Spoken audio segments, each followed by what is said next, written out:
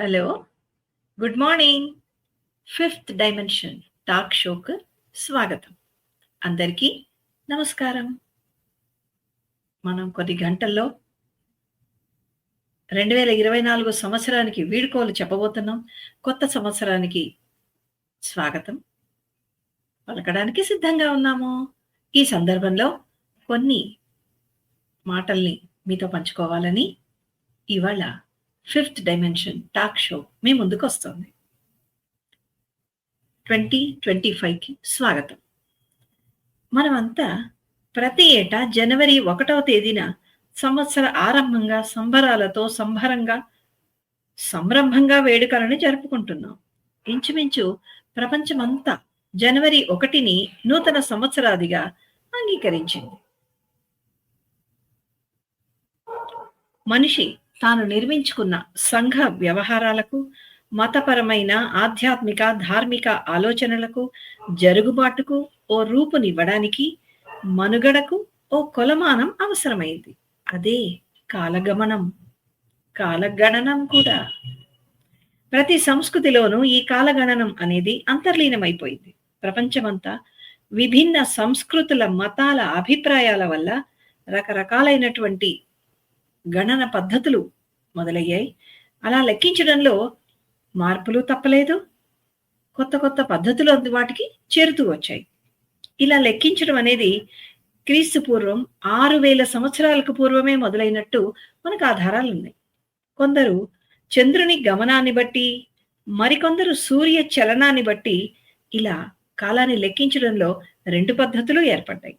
గ్రీస్లో, ఈజిప్ట్లో సూర్యుని గమనాన్ని బట్టే కాలాన్ని లెక్కిస్తారు. గొప్ప విషయం ఏంటంటే, ఋగ్వేదంలో మన ఋషులు ఎంతో అందంగా కాలాన్ని వర్ణించారు. ఆకాశంలో 12 ఆకుల చక్రం తిరుగుతుందని, 720 మంది కవల పిల్లలు తిరుగుతూ ఉంటారని చెప్పారు. అంటే 12 నక్షత్రాల రాశుల చక్రం, 720 పిల్లల జంటలంటే 360 పగళ్ళు, 360 రాత్రులు అన్నమాట. అంటే సంవత్సరానికి 360 రోజులని మన ఋషులకి ఏనాడో తెలుసు. బాబిలోనియాలో 4000 ఏళ్ల క్రిందటే సంవత్సరాది పండుగ చేసేవారట. ఈ పండుగను అకిటు అనే పండుగతో పాటు కలిపి చేసుకునేవారు.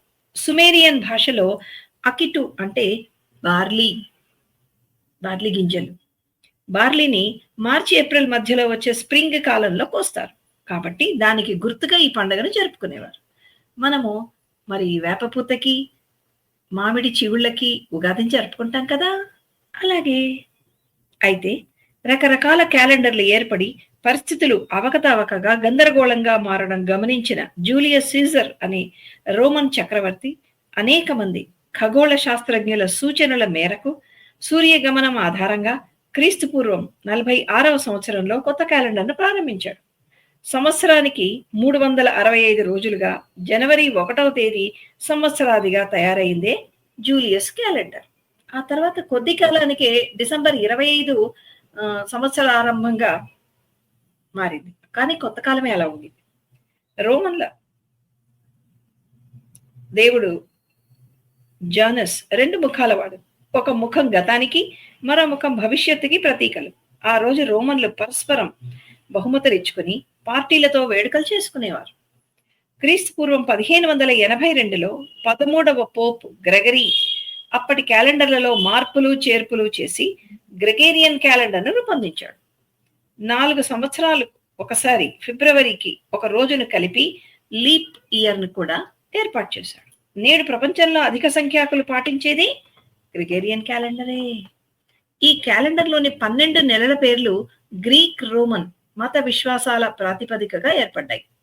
జానస్ అనే దేవుని పేరిట జనవరి, ఫిబ్రవ అనే సంప్రదాయం వల్ల ఫిబ్రవరి, గ్రీక్ యుద్ధ దేవత మార్స్ పేరు మీద మార్చి నెల వచ్చాయి. అప్రోడైట్ అనే దేవత వల్ల ఏప్రిల్ పేరు వచ్చింది.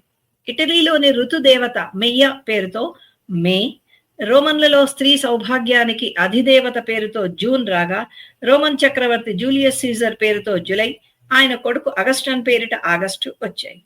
ఆ తర్వాతవి వాటి సంఖ్య ఆధారంగా ఏర్పడ్డటువంటి పేర్లు.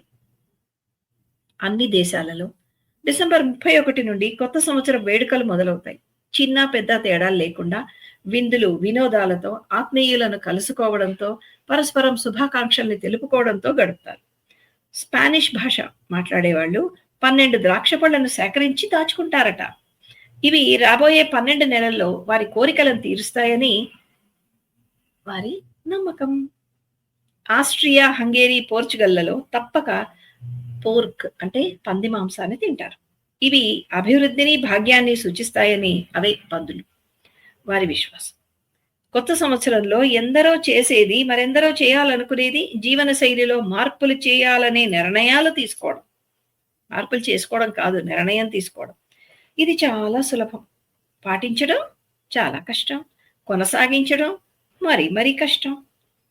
న్యూ ఇయర్ రిజల్యూషన్స్ అంటే మీ జీవితాన్ని మరింత మెరుగుపరచాలనుకోవడమే కదా. ఎవరో మిమ్మల్ని ప్రోత్సాహపరచాలని, వెన్నంటి ముందుకు నడిపించాలని ఎందుకు ఆశిస్తారు? ఆ సామర్థ్యం మీలో ఉంది. వారి ప్రోత్సాహం తగ్గితే మీరు ముందుకెళ్ళలేరా? ఆలోచించండి. మార్పు మీలో మొదలవ్వాలి. మిమ్మల్ని చూసి మరో నలుగురు మారాలి. ఆ దిశలో మీ ఆలోచనలు ఓ స్థిర రూపానికి తెచ్చేసుకోండి. ఎందుకంటే కొన్ని గంటల్లో 2025 వచ్చేస్తుంది కదా. అదండి నూతన సంవత్సరం. 24కి వీడ్కోలు, 25కి స్వాగతం పలుకుతూ ఒక 4 మాటలు మీతో పంచుకుందామని. ఇంకొక ముఖ్య విషయం, తప్పటడుగులు వేస్తున్న 5th డైమెన్షన్ టాక్ షోను అపూర్వంగా ఆదరించారు. ఇదే ఆదరణను 2025లో కూడా చూపాలని కోరుతూ, చూపిస్తారని ఆశిస్తూ, మరోసారి నూతన సంవత్సరంలో మీ ఇంట ఆనందాల పంట పండాలని, మీరు మరింత ఉన్నతిని సాధించాలని మనస్ఫూర్తిగా కోరుకుంటూ, మీ 5th డైమెన్షన్ టాక్ షో బృందం మీకు నూతన సంవత్సర శుభాకాంక్షలు తెలుపుతోంది. సెలవా మరి.